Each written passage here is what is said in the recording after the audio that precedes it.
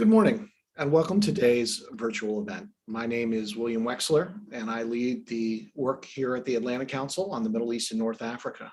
I'd like to begin by thanking Jim Walsh, the Principal Deputy Assistant Secretary in the State Department's Bureau of International Narcotics and Law Enforcement Affairs, for being here today and keynoting this important event on a topic that is increasingly critical but doesn't get the attention that it deserves. That topic, of course, is the pressing issue of the growing narcotics trade throughout the Middle East and the wider region. Our panel today will focus on the situation in Afghanistan and Syria and Lebanon, as we try to understand the challenges in the region's burgeoning narcotics trade poses to the United States interests, how the drug trade permeates regional conflict and instability, and whether the Biden administration has a clear-cut counter-narcotic strategy for the region. Let me start by just telling you a little bit about what I've found as some truisms on this subject over the years. Just a few. First, that demand in destination countries, including the United States, will never be eliminated, but it does differ among countries, and within individual countries, it also differs over time and by substance, and demand can be moderated by government policies. This is not a fruitless exercise. This is something that has had success in the past and can have success in the future. The source and transit countries for narcotics virtually inevitably become user countries for those same products. There's no such thing as a harmless involvement in the drug trade. Within source countries, the drug trade typically benefits the very worst people in those countries. Those people often threaten U.S. interests in ways far outside the drug trade, and the drug trade finances those very threats.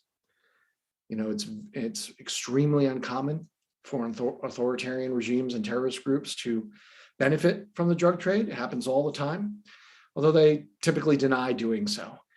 This presents vulnerabilities for them, both in terms of their finances, which can be disrupted, and in terms of their local support when their narcotics activities are revealed publicly. Those are critical tools of the United States to protect our interests on this subject. And very specifically on the topics that we're going to discuss, the Taliban, the Assad regime, and Hezbollah have all been involved in the drug trade, some quite significantly. And it's not a stretch to refer to Afghanistan and Syria as narco states today. Indeed, given the current trajectories that we see, it's possible that narcotics will be a mainstay of state revenues in those countries for a long time to come. You know, so these are the topics that we're going to discuss. We're going to see if these ideas are shared by the great group that we put together today. And we encourage the audience who is listening in on our website, on YouTube, on social media accounts, to tweet their questions and comments to the Atlantic Council's Middle East account at @ACMidEast using the events hashtag MENA Narcotics. There'll be a 30-minute question and answer session after our discussion with the panelists, and we welcome you to send in your questions before that time or during that period of time as well.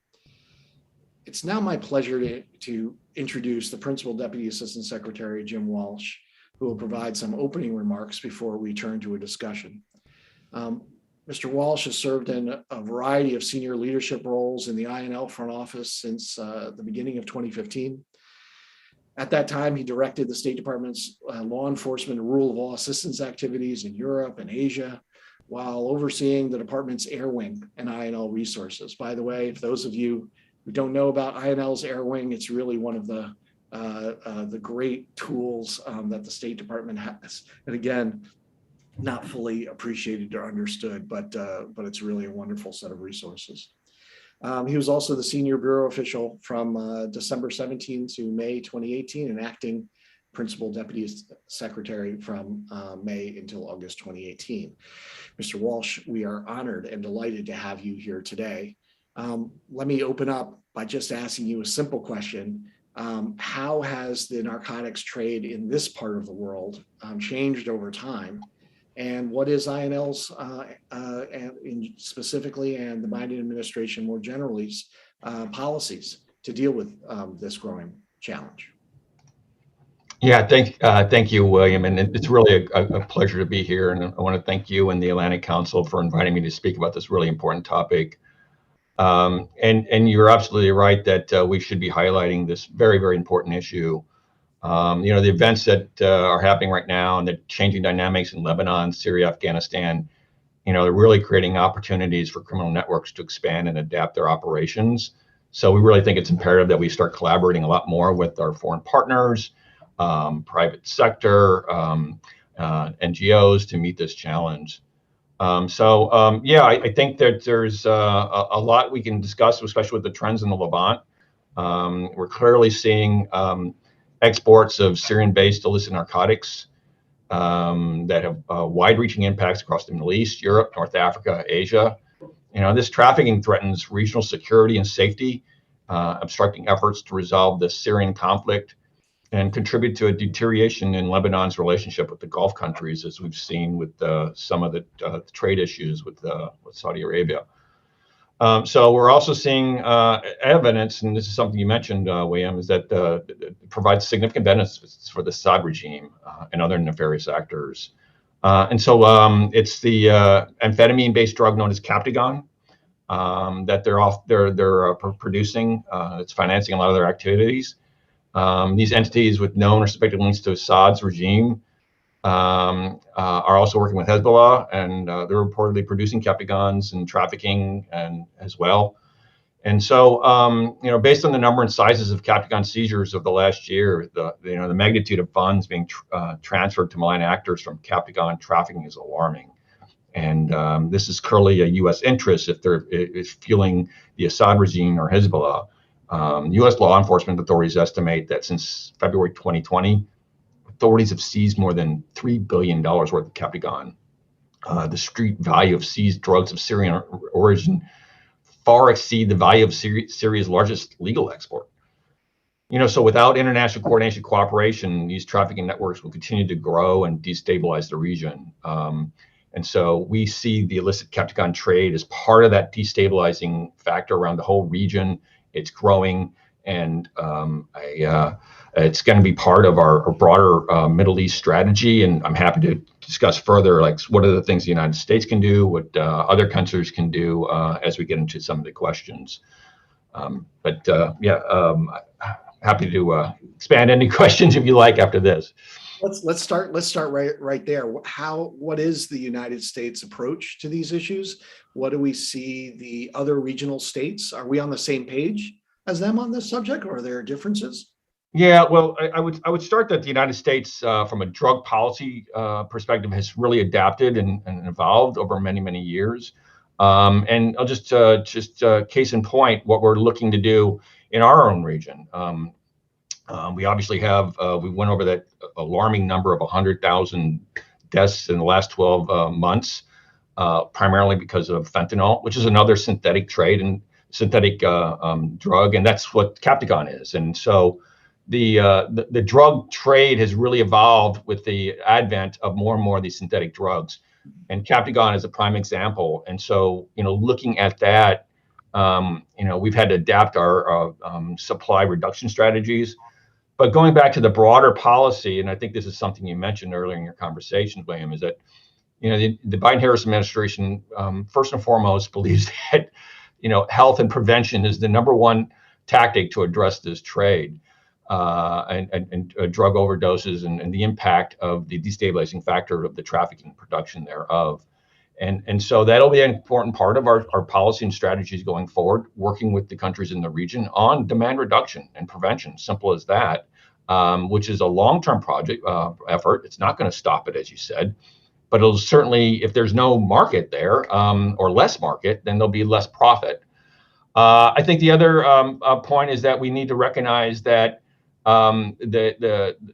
the production and trafficking of these drugs is different than what we've been used to. Trafficking cocaine here in the Western Hemisphere, for example, it's a plant-based drug. And because of that, we have to, we've taken an approach of going after the source, essentially. Recognizing that synthetic drugs requires a whole industry to produce it.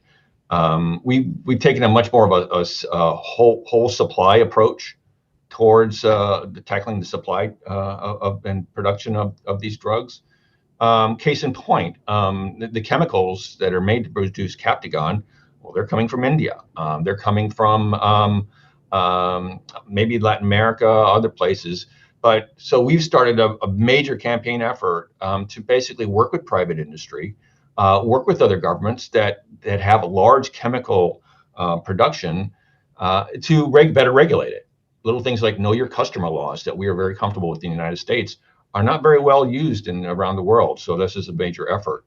We're also going to try to follow the money more. That is good old-fashioned, investigation work, cooperating with our law enforcement partners. The sanctions tools is a third one. Many of you are familiar with them, I'm sure well, and your readers and listeners are very much aware of our sanctions tools. But we probably need to reestablish and revisit those. The Kingpin Act, for example, is something that's been used in the United States. There's two things we're doing to adjust that. One, we're looking in the United States to expand the Kingpin Act, actually to go after not just the cartel or the transnational criminal organization heads of those groups, but also all the enablers, if you will, that are involved in the trade.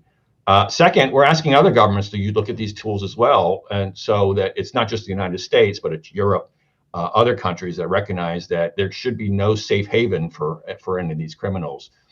And so there's a combined effort of working multilaterally within the UN to better regulate some of these chemicals, working with these other countries to establish, stronger law enforcement ties, and also looking at these various tools. But I'll go back to my first point. It all begins with prevention and treatment.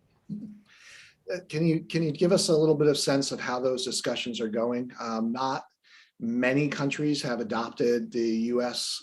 Kingpin Act type approach. Can you tell us how those conversations are proceeding in the current environment? Yeah, it's a good. We started with Europe, most of our common allies. One of the most popular, successful ones, I think, is the Global Magnitsky Act, which focuses on corruption. And so we're starting there, and then we're looking to expand our efforts with these various other tools as well. We're starting to see some successes. It's a work in progress. It's going to take a few years, but I would say that we've had examples, at least with the Global Magnitsky, where we actually had coordinated our announcements in the past, and we'll look to do some of those in the future. The more recent trend in the region regarding the Assad regime is to begin the process of normalizing the Assad regime's re-entry into the Arab world, and we've seen a number of high-profile meetings, including most recently the foreign minister for the UAE doing so.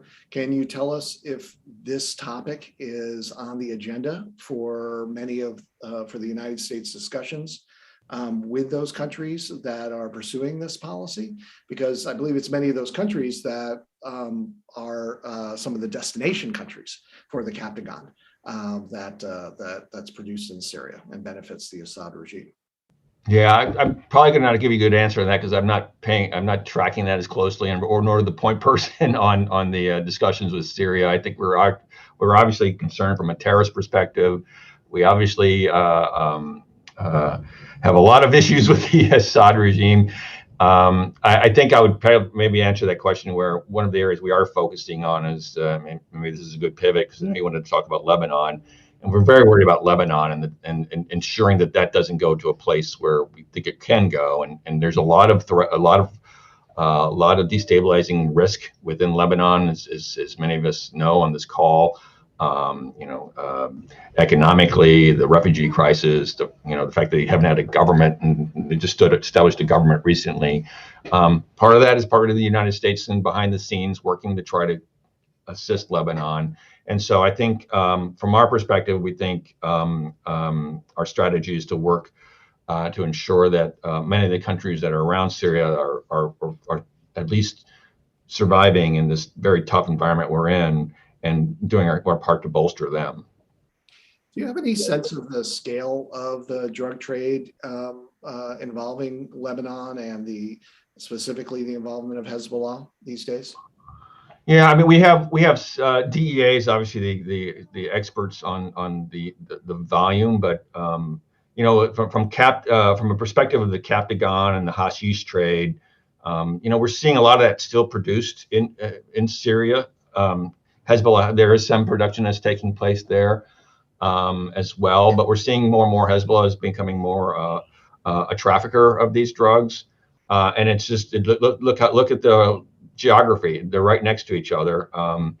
Unfortunately, these Captagon plants have become more industrial.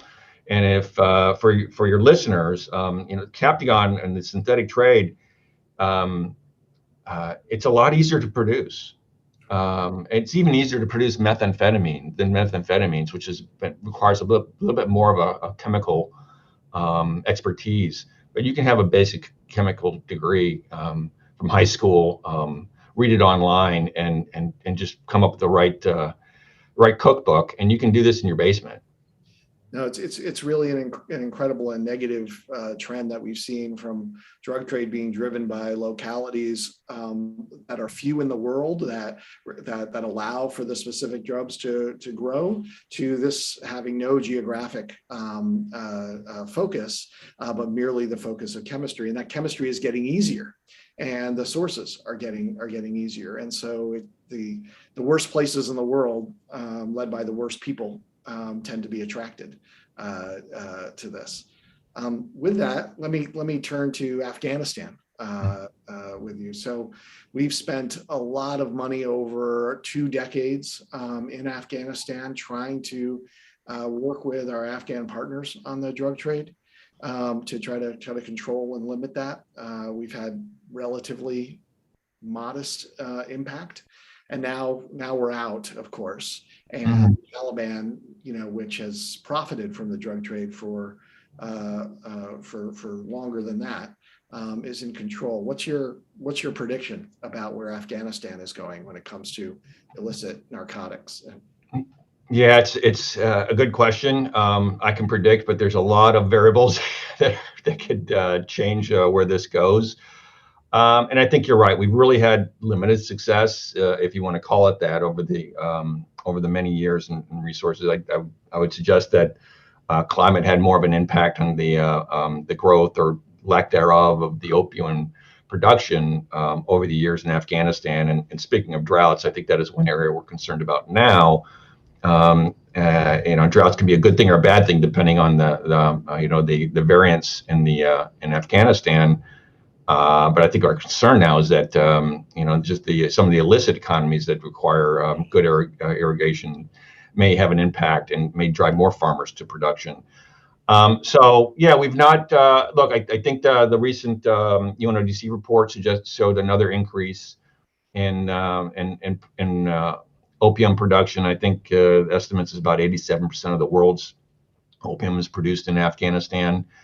Of course, the Taliban has made a public statement that they want to control this and support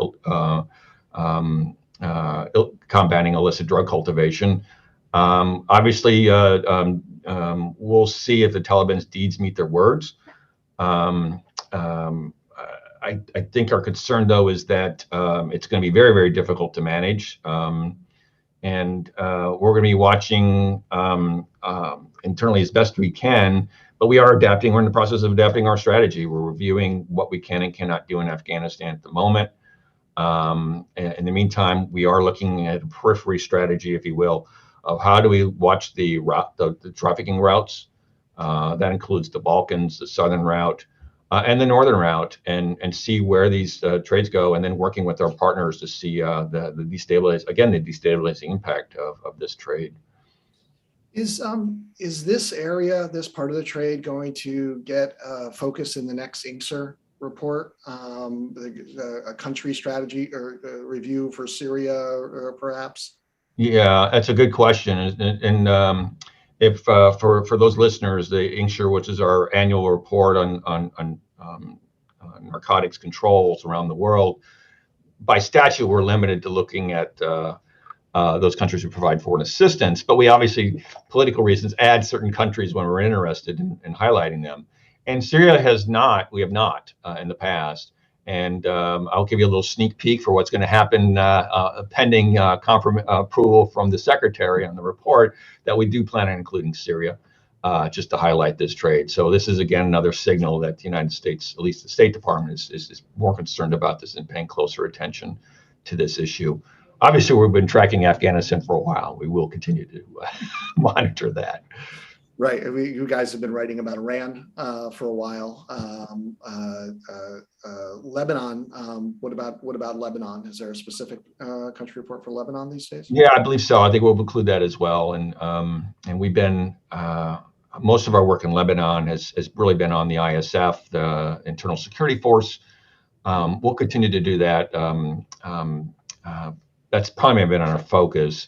There are obviously benefits on tackling the drug trade by just working on the base police, but considering the vulnerabilities of just the government institutions of Lebanon, we think that's the right place to be as well. Right, and tell us about the LAF's role in all of this, Lebanese armed forces, what they do. I mean, clearly there's a big role to play, especially with Hezbollah there, ensuring that there's control and just stability around the world. Within the region. The State Department just announced an increase in significant in assistance. I think it's around 65 million, but I could be wrong. That's mostly mill to mill. So our political military bureau and the Department of Defense, they're the primary actors and supporters of the armed forces in Lebanon. But while we here at State 9L, we focus on the policing. So the key components of the security needs within Lebanon are both being addressed. And I know we're getting to the end of the time that you've allotted to us, but one last question before we let you go.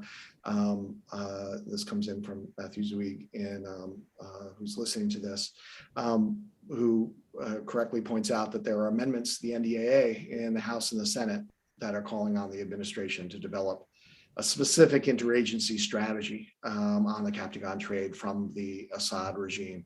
Is this something that the administration supports, these kinds of amendments, or not?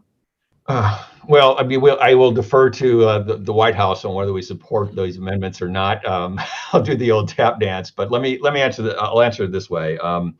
Assistant Secretary Todd Robinson, who's now my new boss, who just got confirmed. This is one of the questions he was asked. Mm-hmm. We see this as part of our portfolio. We are looking into this space a lot more. As a matter of fact, we had a Deputy Assistant Secretary recently go out to the region, in addition to working on our programs in West Bank, but also going out to Jordan and then seeing how we, from a regional perspective, can bolster up our broader strategy. And so, we're paying close attention. I will just caveat everything is that there's a lot of pressure on our community within the United States government to address a significant problem here in our own hemisphere. And so, that first and foremost is our priority, is the fact that we have 100,000 Americans dying every 12 months. And that trade is coming from Mexico and being sourced with the chemicals from China. But we can walk and chew gum at the same time. And so we are paying attention to the region, especially how it destabilizes it. And especially as we look at Afghanistan and how that impacts it, how it connects to terrorism. We see this INL in particular being a key player in supporting a lot of these strategies in the region. That's great. And we're very happy to see that Todd got that is confirmed and in office. The State Department has really built up over the years a really strong set of experts, yourself and Todd, very much included in that regard on these sets of issues. So with that, I just want to thank you, Jim, for having this conversation, and I'd like to move on to our panelists. I'm going to start with Marika Theros. Marika is a non-resident senior fellow at the South Asia Center here at the Atlantic Council. She's also a policy fellow at the London School of Economics, where she leads their comparative research team in investigating local peace agreements across 6 key conflict-affected sites, including Afghanistan. In 2020, Marika served as an advisor to the Atlantic Council report, Strategies for Reforming Afghanistan's Illicit Networks. Obviously, a lot has changed since that report came out, but it was still an extremely strong report that I encourage you all to read. The next panelist that I want to introduce is Ian Larson, who is the Chief Syria Analyst at the Center for Operational Analysis and Research. In June, Ian authored an excellent piece for the Atlantic Council's MENA source entitled Narcos, Syria Edition, and what the US can do about it. And finally, we're fortunate to benefit from David Aoud, a non-resident fellow here at the Atlantic Council with my team. David is also a research analyst on the Hezbollah and Lebanon accounts at the United Against Nuclear Iran, and has previously worked in a similar capacity at the Foundation for the Defense of Democracies. Marika, let me start with you. Last month, the Biden administration affirmed support for, quote, using diplomatic, humanitarian, and economic means, unquote, to help the Afghan people, while refusing to recognize the Taliban's leadership of the country, at least now. How do you see the situation unfolding in general and specifically as it pertains to US counter-narcotics interests and efforts in Afghanistan? Thank you, William. Thank you for inviting me to this very important conversation. I'm delighted to be here. I think it's really important for us to be clear about the new context in which we are having this conversation in Afghanistan. For those who are following what's happening on the ground, the picture remains in many ways unclear since the Taliban military takeover. Afghanistan today is facing a huge humanitarian crisis as we head into the winter months, an increasingly gendered apartheid system, and a de facto government that has appointed list terrorists to senior positions, which makes it more difficult for governments and donors to engage in assistance.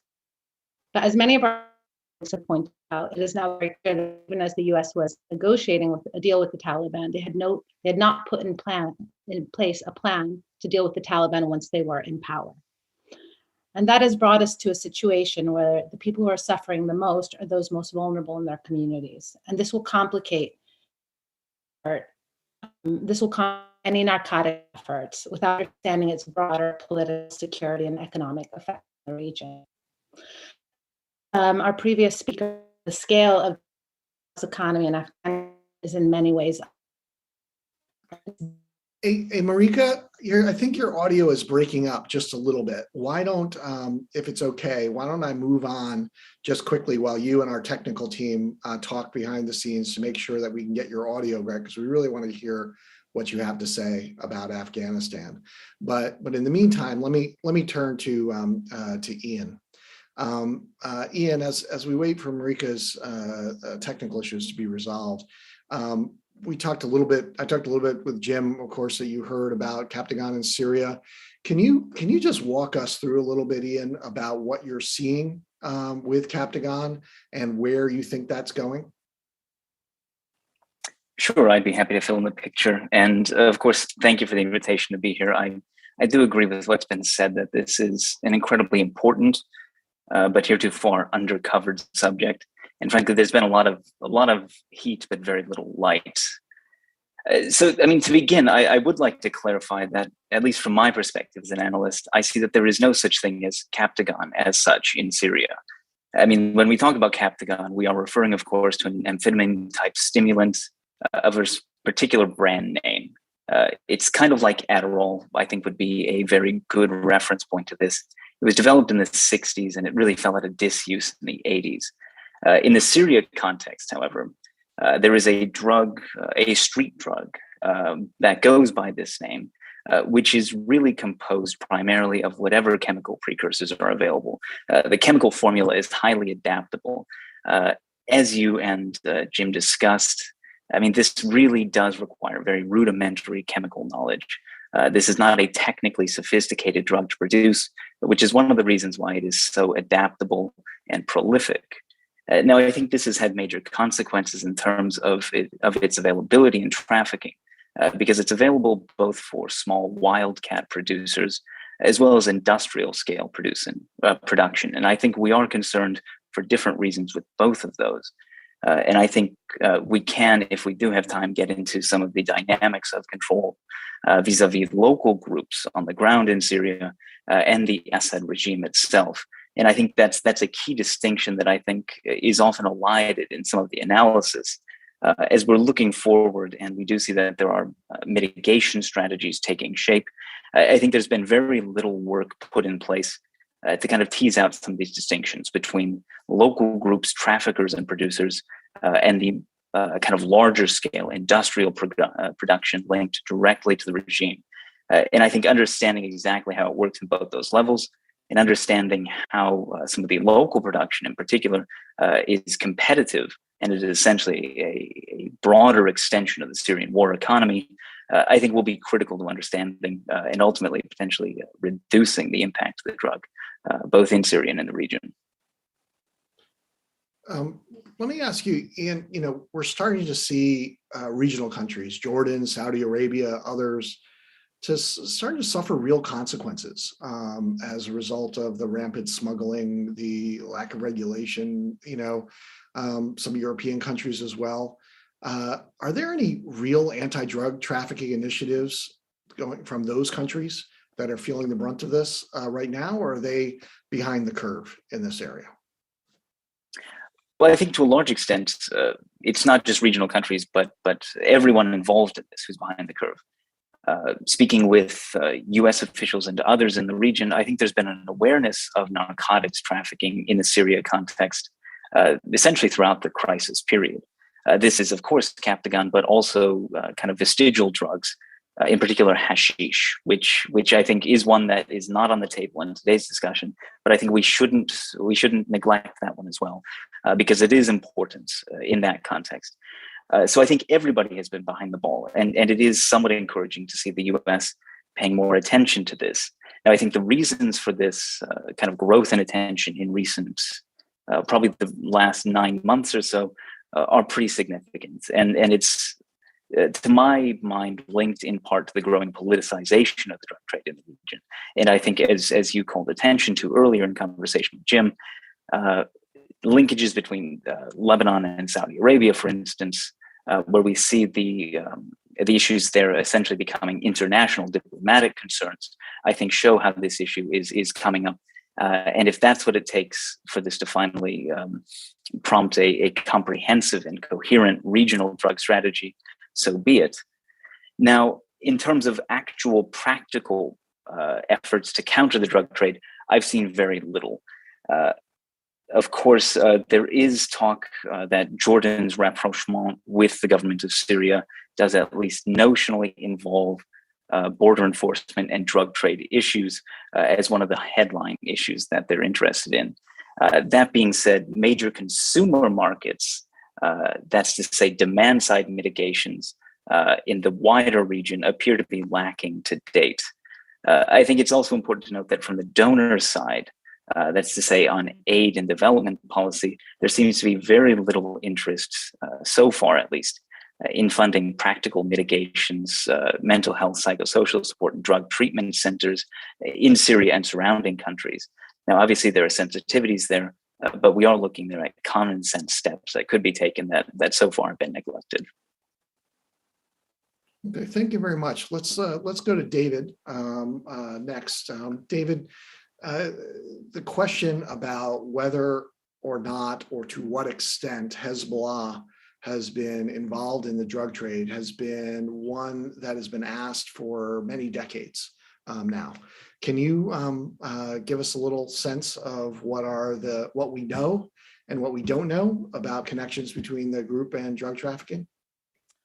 Thank you, Will. I think that's an excellent question. I think a lot of what's been put out there exaggerates the role that, at least from what we know from open source, that Hezbollah has in the drug trade, in the sense that nothing in open source indicates or shows that Hezbollah has directly given an order to its operatives to engage in drug trade. What we see is that there are associates, that there are affiliates, but not necessarily that there is an order coming up from on high. There was for example, a fatwa allegedly given by the head of Hezbollah's judicial council, Hamad Yazbek, permitting this drug trade despite Islamic laws forbid or prohibition on the consumption or trade of drugs. To the best of my ability, to the best of my determination, this seems to have originated with Syrian opposition rather than Hamadi Yazbek himself. So there's a lot of misinformation out there. That doesn't mean that Hezbollah isn't benefiting or involved in the drug trade. Quite the opposite. Again, through affiliates and members, or also through tapping into pre-existing criminal networks that exist in the Bekaa Valley. And we can get into that more deeply. But they operate in such a way that allows them to maintain plausible deniability. Hezbollah really emphasizes its image. In a country where, like Lebanon, where corruption is the standard, they would at least like to appear to their followers that they are not corrupt, that they are incorruptible. So keeping this distance away from a direct hand, from direct involvement in drug trade is part of that. We've seen instances where Hezbollah has taken action against members that have been found to be involved in the drug trade. In 2012, for example, Nahar reported that Hezbollah's security apparatus had made a big deal of arresting Sayyid Hashim al-Musawi, who's the brother of one of its MPs, Hassan al-Musawi. Hassan, the MP, had actually helped Hezbollah security apparatus by giving them information. This was all they made a big deal out of this. This drug dealer himself was a cleric. Hezbollah forced him to disrobe, to take off his clerical robes, that he wouldn't walk around, representing himself as a cleric. They forbade him from growing out his beard so that he would not give off an image of religiosity. And he was forbidden from contact with either Hezbollah members or attendance or entry into any of Hezbollah's facilities. And again, this is to maintain plausible deniability. We see Hezbollah operates like this in different methods as well.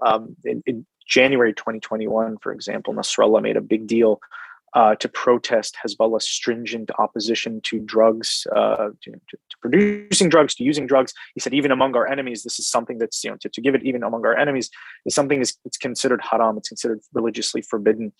And that they would excommunicate and punish any members that were caught doing this. Like I said, we've had an instance of that.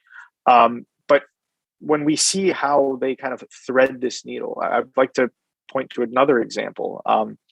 And when Germany listed Hezbollah as prescribed Hezbollah in its entirety as a terrorist organization, Nasrallah made a speech saying Hezbollah doesn't have direct members in Germany. They have sympathizers and supporters who of their own volition decide to support Hezbollah. I'm inclined to believe him there in most instances, because it works for Hezbollah's benefit that if someone is caught doing something illegal, it can't be traced back to the group. And an example that relates to drugs, 2021, Maytham Kamati, who is the son of Mahmoud Kamati, he's the deputy head of Hezbollah's Politburo. He was investigated internally within the party for connections to the so-called king of Captagon, a Syrian national by the name of Hassan Dakul. The group afterwards issued a statement, and this is where the plausible deniability is, the ability for the plausible deniability comes in, issued a statement from Maytham denying any connection with Hassan Dakul beyond solving a problem in the village of Tufail. Even though this individual had been pictured with certain Hezbollah officials, even though he had connection to certain Hezbollah members, the lack of a direct involvement of a Hezbollah member in the drug trade allowed them to kind of take a step back and again create this doubt of whether they're involved or not. So that kind of fine thread is where they're involved, and we can delve down into their actual how they actually operate and how they actually get into the drug trade. But to say that Hezbollah itself, that its leadership is ordering either the establishment of drug trading networks, the production of drugs, there's nothing in open source that indicates that. Thank you very much. It's an absolutely critical question about the nature of Hezbollah's relation with the drug trade, and certainly a complicated one. But before we dive into that more deeply, I want to go back to Marika and see if our technical issues have been resolved. Marika, can you hear me and speak to me? Hi, William. Can you hear me? How's the connection now? Sounds great. So please continue where you started about the state of play in Afghanistan. Yes, I was basically just trying to highlight that the picture remains very unclear still, even for those of us who follow Afghanistan very closely. But what we do know is Afghanistan's facing a huge humanitarian crisis as we head into the winter months, an increasingly gendered apartheid regime, and a de facto government that has appointed listed terrorists to senior official positions, which has made it very difficult for donors and Western governments to find ways to engage with the Taliban and to provide assistance. And what we've also learned, as many of our Afghan colleagues have pointed out, is now clear that the US, even as it was negotiating with the Taliban, never put in place any planning to deal with the Taliban once in power. So this has really brought us to a situation where the people that are suffering are the most vulnerable in their communities, but this complicates very much any counter-narcotics efforts without really understanding the broader political, security, and economic effects in the country. The previous speaker spoke about the scale of the illicit drugs economy in Afghanistan, which is in many ways unprecedented, and it's deeply entrenched in the socioeconomic landscape of the country since the 1980s. Afghanistan accounts for some 85% of all global opium production and supplies some 80% of all opiate users. But then sort of the drugs world in Afghanistan is also changing, where you see also an increase in methamphetamine production. But today, the drivers of the illicit drugs economy really remain the same as before: insecurity, unstable political arrangements, and a lack of real viable economic alternatives. In the past, for example, US and other international counter-narcotics efforts had to shift from aerial spraying to crop substitution because eradication had pushed many farmers to support the Taliban. Today, with an economic collapse looming, we already see farmers destroying their crops so they can produce and cultivate poppies. And in many ways, opium offers financial security, even if the profits are less than other crops. Poppy requires far less water than crops like wheat and corn, and relies on a network of illicit smugglers. In the context of this, crippling drought and unpredictable border closures, farmers have few choices but to survive. And although the Taliban, mentioned that they want to take control of the drugs industry, and to sort of limit it, they've rescinded their earlier decree this fall on banning poppy, recognizing the risk it would bring. So in the current moment, one of the more effective approaches to addressing the narcotics trade would be to prevent a full economic collapse and mass starvation, and to find alternate ways to deliver aid and basic life services to the population without legitimating the Taliban or succumbing to their demands without any conditions on security, counterterrorism, and governance. Today, also, the Taliban put forward a narrative that freezing of assets, sanctions are the main barrier for life-saving aid, and they've used this often to justify the continued drugs trade. But of course, the reality is more complex, and it's not really about just the money, but about how we deliver assistance on the ground. So it's really imperative that the international community first finds ways to address the humanitarian crisis, because that would shift the burden of responsibility to the Taliban to demonstrate their interest and capabilities in governing, and over time in reducing the drugs trade. Yeah, thank you, Marika. Please correct me if you think I'm wrong on all this, but even with an ideally imagined humanitarian program, given the structure of the Afghan economy that we built after being there for 20 years, there's no other outcome other than absolute economic collapse.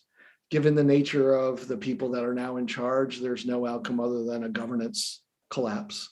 So, the situation in Afghanistan for those who unfortunately are left there under the Taliban is going to be absolutely miserable. And in this context, given all the things that you just said, that poppy is by far and away the most profitable and the easiest of the single year crops that one can produce in Afghanistan, that we shouldn't expect drought,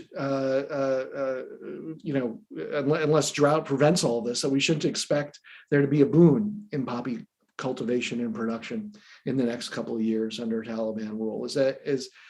Am I thinking about this wrongly? I think, as you mentioned, I think the humanitarian crisis is already underway.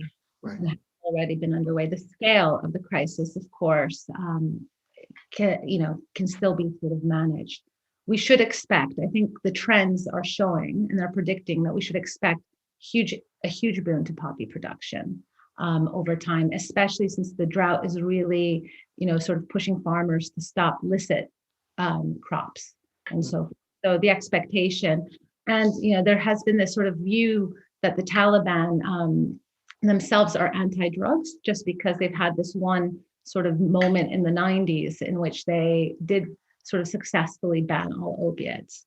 But I think that one was an isolated incident, and one that is unlikely to be sustainable again, especially as they need to consider sort of the internal cohesion and how drugs themselves produce rents for commanders on the ground. We're already starting to get some questions in, and although we haven't transitioned, there's one that just struck my eye as I'm talking to you, Marika, from Vitor Kintia, who asks about the impact from the Afghanistan trade on China. Can you tell us anything about that subject? The impact of the trade on China. Yeah. Yes, well, I think there's a common interest amongst all regional countries on counter-narcotics. And we see, both in terms of, sort of the demand side is quite high, and it's creating, as our previous speakers have mentioned, that even sort of the transit countries end up with high levels of drug users. So, I don't know quite how the drug sort of trade is evolving over time now with China, but I think there is, though, a common interest in the region in managing the drugs trade. Well, there's a particular history of opium in China that we all know, and so it would be interesting to know how much of this expanded opium production is going to move in that direction.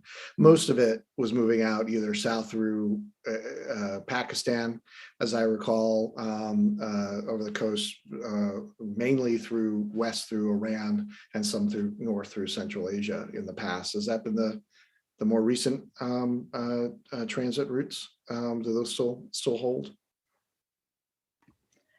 Yes, I think they are, but they are evolving and adapting in this new context. And, sort of, we're still yet to see how, whether or not there's sort of increased routes into China, given, the history of opiate usage there. Okay.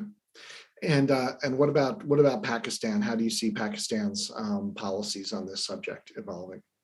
Well, I actually think, a lot of scholars have also mentioned that, sometimes we exaggerate the figures in terms of the revenues that the Taliban receives from the narcotics trade. But Pakistan's role, where most of the revenues have come is from the trade on cross-border trade. So Pakistan has a real role to play on sort of, managing, sort of the border closures, the illicit, sort of the illicit movement of goods and services. So a lot of the actions, we believe that a lot of the actions that the region takes will affect both the sort of the drugs trade, but also the Taliban capacity to generate revenue for itself, which, of course, has implications on how they manage the drugs trade internally. Okay. Ian, let me turn back to you on questions surrounding Syria. We have one set of questions here from Stephen Andrews that came in. Talks about, to what extent is the drug trade there mixed with the trafficking and other illicit activities, including diamond trade and others? Is the Captagon trade dominating these illicit trade routes, or is it one amongst many in this driving through Syria? That's an extremely interesting and I think relevant question. It does touch on one of the key vectors of drug trade and drug trafficking in Syria, namely vestigial trade routes that have existed essentially long before the conflict and have only been amplified in their utility since then. To focus on southern Syria and central Syria, if we look at the Qalamun mountain range, which kind of straddles the borderland between Lebanon and Syria, it's quite apparent and well understood that one of the driving motivations that Hezbollah and its affiliated militia groups had for reestablishing nominal government of Syria control in those areas was in order to secure their trade routes, which essentially granted them access to Lebanon and the ability to move material, primarily war material, into Syria and kind of throughout southern zones of control. Now, of course, since then, these have kind of matured and stabilized. as vital trade routes used in the drug smuggling networks that operate in those regions. Now, again, as I had mentioned, these are to some extent cooperative, but they are also in other respects competitive trade routes. And I think networks on the local level are still somewhat poorly understood. But within Syria, at least on that level, we can see that there is a pretty strong correlation between smuggling of Captagon and other goods. So it all goes hand in glove in that way. And Ian, can you also respond to the question that I asked Jim earlier about how the concerns about narcotics are integrated, if at all, into the discussions that many in the region are having right now with the Assad regime to bring them back into the fold, given the course of the war? Is this issue on the radar screen? Is it high on the priority list? Is it low on the priority list? Is it not there at all? I think there is a lot that's unknown about this, to be perfectly frank. The best that I could say based on firsthand information is that it appears that the Jordanians have raised this issue with Syria, again, in possible relation to border security more generally. Now, of course, Jordan has a very long, highly porous border with Syria along the kind of sway the Daraa front, and that allows for a fairly high degree of smuggling. In this case, not always by Hezbollah-affiliated groups, but also, of course, by local tribal smuggling affiliates and networks that exist essentially outside the purview of the state and without reference to national border in some respects. So it's quite clear that the Jordanians have at least prioritized this issue, and publicly they have made some pretty significant noises about this being an issue of concern. But whether there are kind of deeper, more substantive discussions going on, whether from Jordan or any other actors, that's not clear. And frankly, I think that is an indication overall of the lack of a cohesive regional strategy, let alone a strategy that could be picked up on by the U.S. and its allies.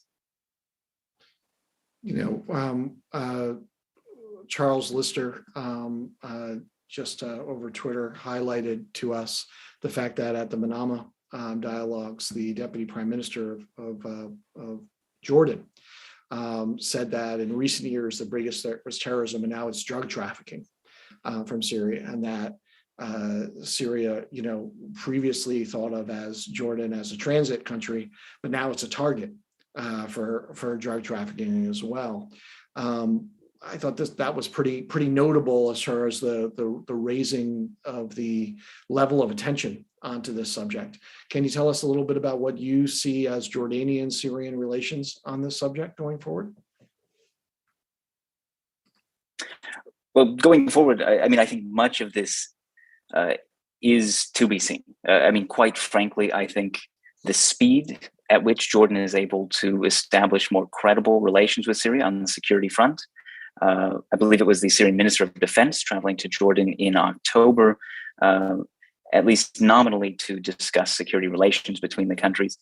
Now, if I have those facts correct, I think that does pretty well indicate that this is likely to be a priority.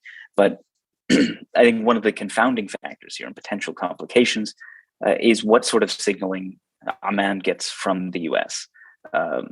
And that, I think, is related to a broader package of regional rapprochement with Syria. Now, I think if any of that moves forward too quickly, raising risk of sanctions, for instance, I think that will put some of those plans on ice. So, from my perspective, at least, this is all TBD. Do you imagine, just to dig in deeper on that, do you imagine the notion of countries, re-engaging with Assad's regime will successfully encourage Assad's regime to crack down on these efforts, especially the large-scale industrial ones that we've seen? Or do you see it as something that the Assad regime is using as leverage to push people in that direction? Or do you see it as a fool's errand because the Assad regime neither has the will nor the capacity to stop this trade? No, frankly, at present, I see no evidence that the regime is willing to use this as a bargaining chip in exchange for better relations with its neighbors. I think, on the contrary, the key value here that the regime is pushing is economic. I mean, this is not an ideological activity that the regime is engaging in. I think quite clearly they are cornered financially. They have lost access to oil revenues, strategic croplands in the Northeast. Infrastructure has been fairly heavily destroyed, in many cases by the regime itself. The Lebanese financial collapse has isolated it from its financial basis and its kind of port onto the world. And economic sanctions, of course, have intensified all of those pressures. So I think as long as these conditions persist, the regime is going to continue its efforts to seek revenues through narco trafficking. And I don't see that there is really any credible evidence to suggest that closer ties with regional states, other Arab League members, would encourage the regime to give that up.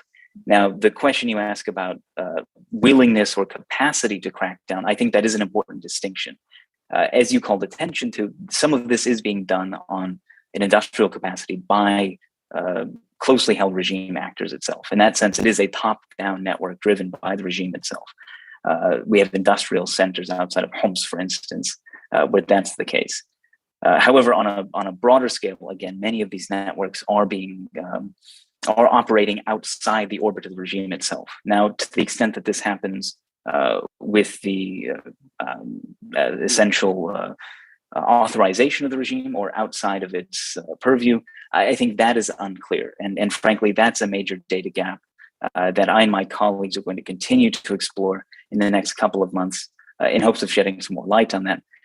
But I think holistically, the picture is actually somewhat bleak in that I don't see the regime cracking down no matter what until its financial picture improves. And that is a distinctly long-term prospect. And one last question here before I go down to continue the circle around. We have an anonymous attendee asking a question. How much is the legitimate pharmaceutical industry in Syria involved in this activities as well, or is it completely separate, or are they intermixed? I think this is a key consideration. It's obviously one of significant interest of governments.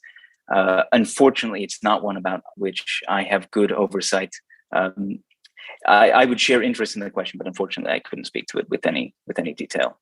Right. Amongst the many implications of that are questions about humanitarian assistance for medical reasons. If the pharmaceutical industry is implicated in this, that will put even more challenges towards those kinds of international role on that subject. David, let me turn to you. Khalid Al-Otabi asks a question about Iran. What's the role of Iran in facilitating, fighting various narcotic trends, either that through their proxies in Syria and Lebanon, or through as a transit country from Afghanistan? How do you see Iran's role? Well, again, we can focus on the proxies, because where Iran ends and where its proxies begin is a very gray area.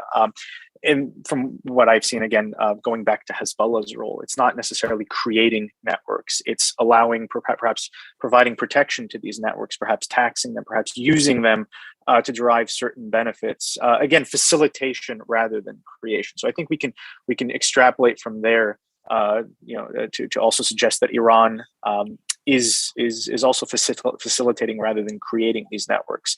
And if we want to get into what they get out of these networks, we can do that too. Why they facilitate these networks? It's not just money. If we look at the Israeli example, for example, within the past month, we've seen 2 shipments or 2 attempts to smuggle drugs from Lebanon into Israel, halted, once on October 23rd, and again a couple of days ago on November 20th. Each shipment was worth hundreds of thousands of shekels, and there's obviously the material benefit, but there's also the connection that occurs between Hezbollah, or Iran's proxy, and say criminal networks in Israel. This allows Hezbollah access to on-the-ground intelligence behind Israeli enemy lines, so to speak. It creates a linkage between Hezbollah and the Israeli criminal networks that exist within Israel for other purposes, to carry out attacks, to pass on money or weapons to operatives. There were reports a few years back of Unit 133, which is a Hezbollah unit that operates within Israel, using these networks to again pass weapons and money to individuals within Israeli-controlled territory.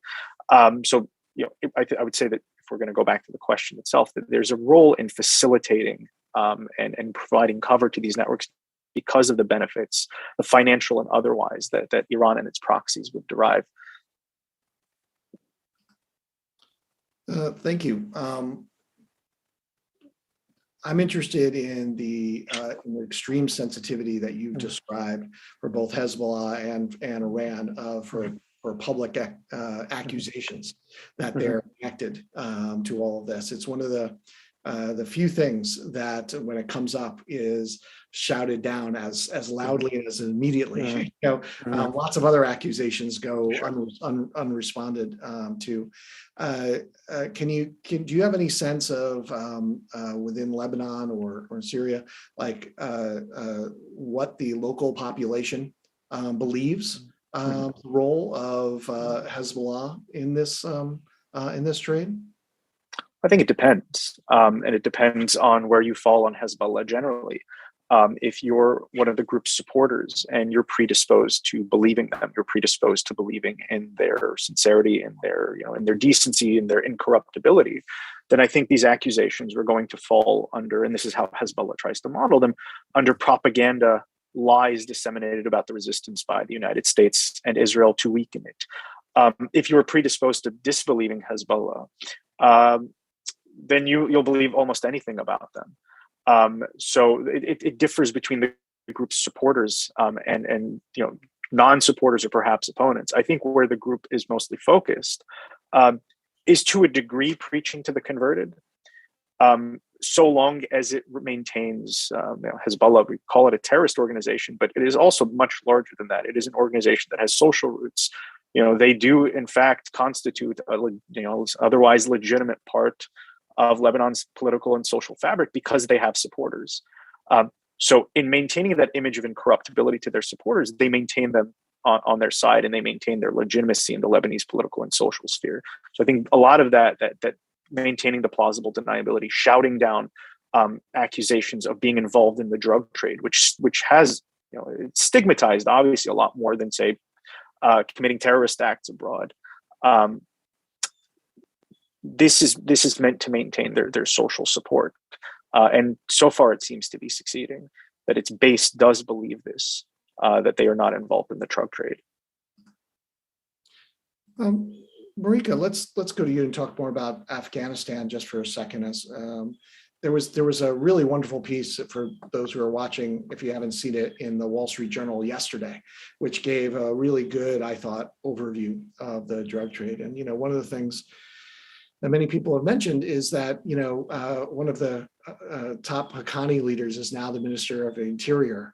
Can you give an assessment about his role on this subject and what to expect given his new position? I think it's it's very interesting to see the different appointments that have taken place, and the fact that the Haqqani network has been able to gain a greater share of power in this new sort of Taliban dispensation. And not only sort of his role in the Ministry of Interior, but if we even look at sort of a step below, looking at some of the appointments with the governor of Kabul, the governor, I believe, of Logar, these are all sort of Haqqani folks within the Haqqani network, all of whom were sort of very much sort of high on the wanted list. I think at the moment, though, there is no option for the Taliban, whether it's the Haqqanis or others, to put a ban, nor would they want to put a ban on opium production. I think what we can expect to see is how they will use drugs as a bargaining chip with a donor community, both in terms of trying to garner recognition or to garner sort of robust international assistance to their government to stabilize it. So I think, the Haqqanis have been very good in the past on sort of bargaining around kidnapping and hostage taking. So, there's a lot to be seen on how they will use drugs as a form of bargaining in the political arena. We have another question for you from an anonymous attendee. Can you talk a little bit about the prospects for an inclusive peace process in the current context in Afghanistan? For those who hold out those hopes, how likely is that process at this point? I think there are a few folks who still hold out those hopes at this current moment, and something, of course, everyone should be working towards in the long term. But I think the prospects are very grim. I think actually continued political dialogue on overall political fault lines will end up only sort of entrenching Taliban power, but that there may be spaces at the local level. I think from the international community, what's important, given the fact they haven't developed a coherent strategy yet, is to gain a better understanding of how their different policy priorities, whether it's on drugs, whether it's on security, whether it's on the humanitarian aspect, how they will interact to shape sort of both the prospects for stability in the country, but also the prospects for a more inclusive peace. But from the Taliban perspective, they've already, they would suggest that they've demonstrated inclusion, especially if we define the term inclusion as, representing different ethnic groups, given the fact that they have now brought in different actors, different ethnic groups into sort of the cabinet. I think the better question is, what type of, how will they respond to the demands of governance and to the Afghan people hold. Today's Afghanistan is very different than the Afghanistan of the 1990s. And we see this already just in the sort of the protests that continue by young women, in some of the security dynamics, and, in the country. We also see, sort of the direction of travel is a little bit concerning when we see also former regime officials joining ISIS in Eastern Afghanistan now, very similar to what happened in Iraq. Given the fact that, the Taliban didn't keep its promises for immunity against security officials. So there's a lot, to be seen. I would say that this is a new chapter in Afghanistan's 40-year conflict. Is there, just on those lines, is there any connection between the Islamic State and the narcotics trade to date? There's not a lot of research on it, but I was listening, I think, David Mansfield, who's sort of the preeminent expert on the narcotics and the drugs trade in Afghanistan, was talking a little bit about how bans have been used and how at different times, even the Islamic State, where they've been located, have also put in a ban on the opium trade at different points. Again, I might be misquoting. There's not a lot of evidence on it, but I think this is actually a dynamic that we need to be looking out for, because as the Taliban sort of attempt to legitimate themselves, they are bleeding fighters into ISK. Fascinating. Ian, let me turn back to Syria for a little bit. We have a question from Chavala Banlena, who has written about this subject for some years, and points to Saudi Arabia having a very large number of seizures involving Captagon. Can you give a sense of what Saudi specifically is doing to arrest demand, and how Saudi is thinking about this in the wider regional context? That's, I think, probably the foremost question we should be asking, given circumstantial evidence that does indicate that Saudi does represent one of the primary markets for the drug. Now, I think this is obviously a sensitive issue and a difficult one to approach in any national context. That being said, nowhere in the Gulf am I aware of any significant demand-side mitigations that are now taking place. Now, I know this may be evolving, and to that extent, I can't claim up-to-date knowledge of the most recent initiatives. Unfortunately, that's just a little bit outside my remit. What about Turkey? Any sense of the Turkey vector for these drugs? Certainly, the Turkish officials do appear in the last 6 months to have made more significant efforts to step up drug enforcement, both in the Eastern Mediterranean and by terrestrial routes. Now, I think one of the key considerations here that we have to keep in mind is that within Turkish domestic politics, there is a need at the moment to be seen as essentially doing something about the Syria problem. Obviously, given domestic political and economic situations in Turkey, there is kind of growing pressure and, in some respects, dissatisfaction with the sense of military adventurism in Syria.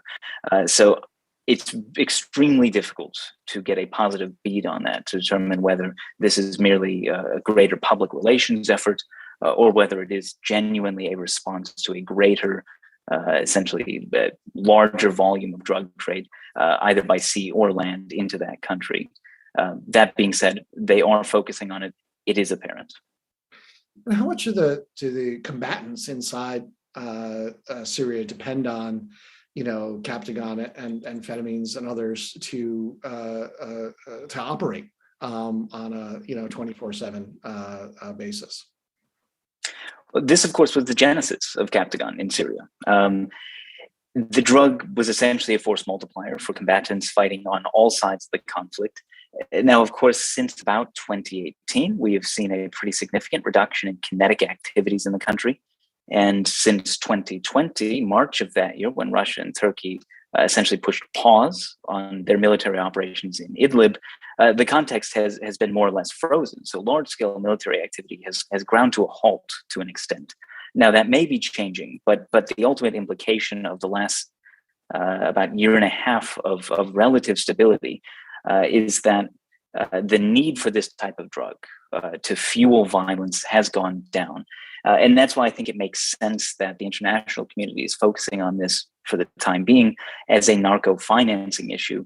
Of course, then, even though people have essentially demobilized or the need for the drugs in day-to-day use has gone down, these are drugs that have addictive qualities. Now, of course, they're being used in other contexts as club drugs. That being said, you don't need ongoing major hostilities for the drugs to have a market. And I think that's important to keep in mind, both in Syria and elsewhere. Let's talk a little bit about that elsewhere. I see that Charles Lister has asked another question here about the global spread, as you say, for whether it's club drugs or whether it's other things. Once what history shows is once there's an infrastructure of a business case for all of this, then businesses like to look for new markets. And so first, the new large seizures, there's a huge one in Italy, as I recall. Maybe you can talk a little bit about that to our audience, but these large seizures that we've seen elsewhere, Europe, Africa, and Asia, are these just one-offs or is this a new trend? Basically, what I'm trying to understand is 5 years from now, when we look back at where we are today, are we going to say that, as the Syrian war sort of, petered off, this problem plateaued? Or are we going to say this was just the beginning of an industrial size production that then diversified into many different kinds of synthetic drugs and based on a very welcoming local environment, then push them out all around the world? What's the future trend? Well, I think that's an incredibly important question. My judgment is that Captagon itself, or the drugs that are sold as Captagon and produced in Syria and to some extent in Lebanon as well, have limited appeal, for instance, in Europe. That being said, at least among diaspora, there does seem to be some consistent appeal that has existed since early on in the kind of refugee wave. That being said, this market could evolve. I think it's incredibly important that we keep in mind that Syria was formerly listed by the U.S. State Department as a narco state, but in that case, it was for the production of heroin. Now, we haven't talked about heroin in Syria in goodness knows how long, but that doesn't mean that this could not change. And I think you are absolutely right to call attention to the fact that the existence of strong and adaptable markets, networks that are capable of transmitting these drugs to Europe and elsewhere, I think that could be seized upon if the Captagon gravy train stops, essentially, to put it in very crude terms. I think as mitigation efforts step up for Captagon, we could quite easily see this transition to other drugs. Now, of course, other narcotics or other drugs do have different production modalities, different precursor requirements, and that would require some rejiggering, but it's not impossible to envision that happening.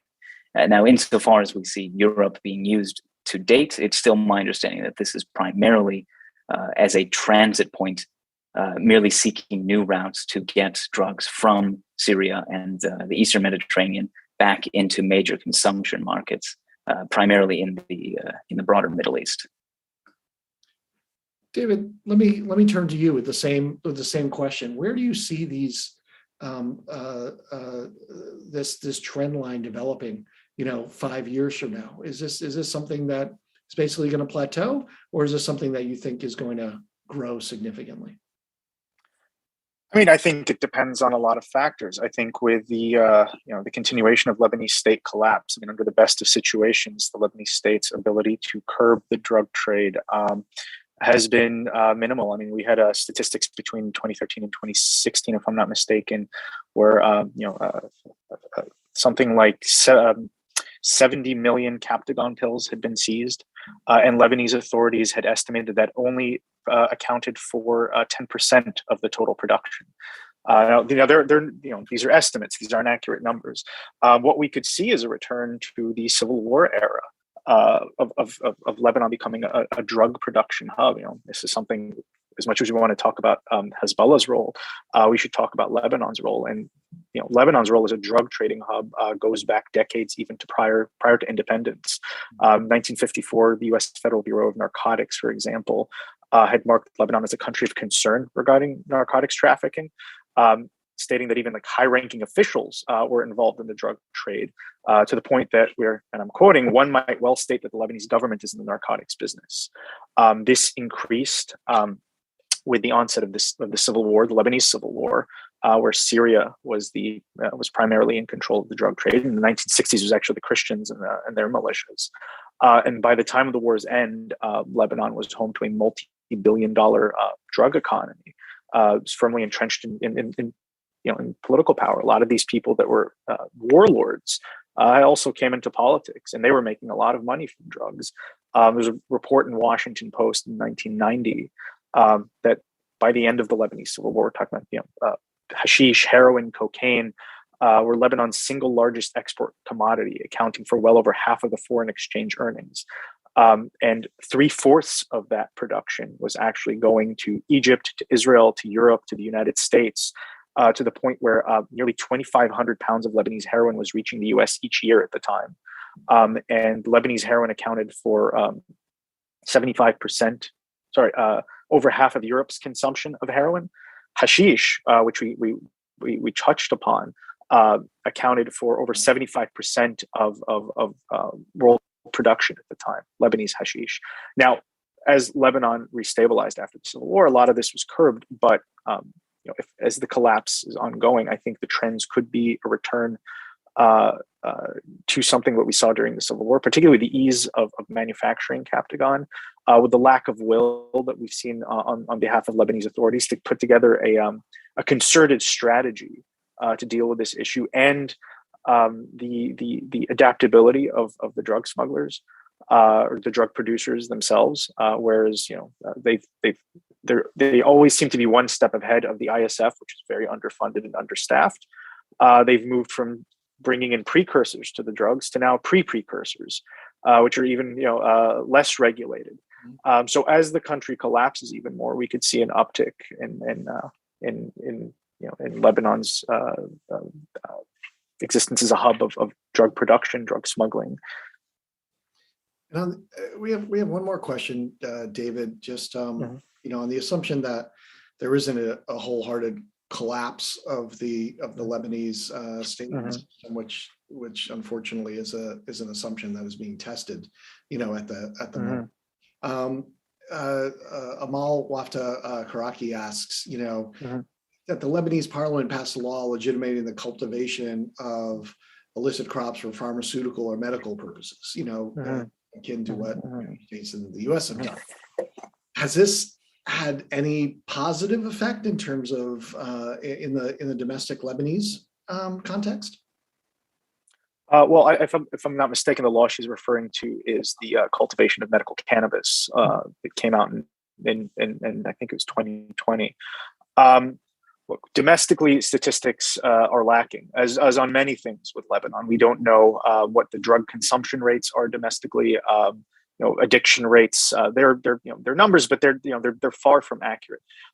In terms of curbing the illicit trade, so the weight of the illicit trade has shifted considerably from heroin, cocaine, and hashish, which is a derivative of marijuana, to Captagon. This is where the weight of the drug smuggling out of Lebanon has shifted. I'm not sure how legalizing cannabis would necessarily impact Captagon, the Captagon trade. Okay. In the limited time that we have left, I'd like to go around and ask each one of you to answer two questions. First, is there anything that I've neglected to ask you that you really want to make sure that our audience needs to know about your area of expertise? And then secondly, picks up on the last two questions that we've received in our Q&A.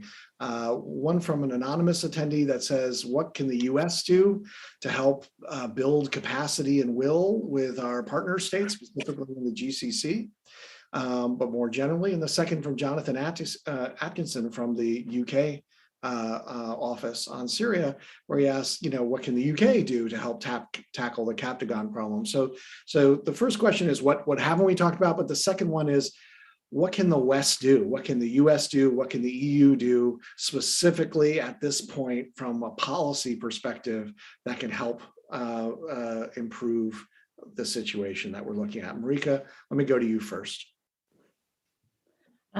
Thank you. And thank you for asking about the question of what you've neglected to ask. I think this has been a very robust conversation, but really in terms of looking at also how the security arrangements or the CT arrangements, what kind of interaction they might play and what types of opportunities or closures it might bring for counter-narcotics policy. I think one of the things we see have to take into consideration also in Afghanistan is that the Taliban themselves can't, they themselves have a dilemma in where they work, if they work or agree to certain policies with the international community, it reduces their sort of legitimacy and internal cohesion of the movement. So one of the worries is going forward on the trends is that, with them focused so much on internal cohesion, because none of us would have predicted in August 2021 that we would be there would be a brokering of an interim arrangement between different Taliban factions. What does that really mean for stability going forward? I think secondly as well is understanding the revenue, the ability of the Taliban to generate sufficient revenue. They are actually generating more revenue than expected. Over the last 3 months, I think some reportage has said they've generated about $100 million a month from customs posts, so from more illicit activities. But this still represents sort of a shortage of about 400 million if we look at the Afghan parliamentary predictions on how much expenditure is needed for just the implementation of basic services. So really, I think, in terms of, Afghanistan, we already see that it's becoming a hub once again for different terrorist groups. I think there's been reports of al-Nusra having set up office there and other different groups having set up office. So thinking through, how, we are going to approach the Afghan question when we don't have sort of eyes on the ground anymore or assets on the ground will become very important. In terms of, sorry, I missed the second question. What specific policy steps can the US and the UK and the EU take right now to help address these issues, in your case, vis-a-vis Afghanistan? Good question, very tough question. I think everyone on Afghanistan is trying to figure out exactly what to do. I think one thing to note, though, is no supply sort of reduction measures have worked very much, have been very effective in the case of Afghanistan, especially in the context of ongoing instability. Demand reduction measures in the past have been a little bit more successful, especially demand reduction measures in Afghanistan specifically. Yeah, I'm not around sort of treatment and prevention.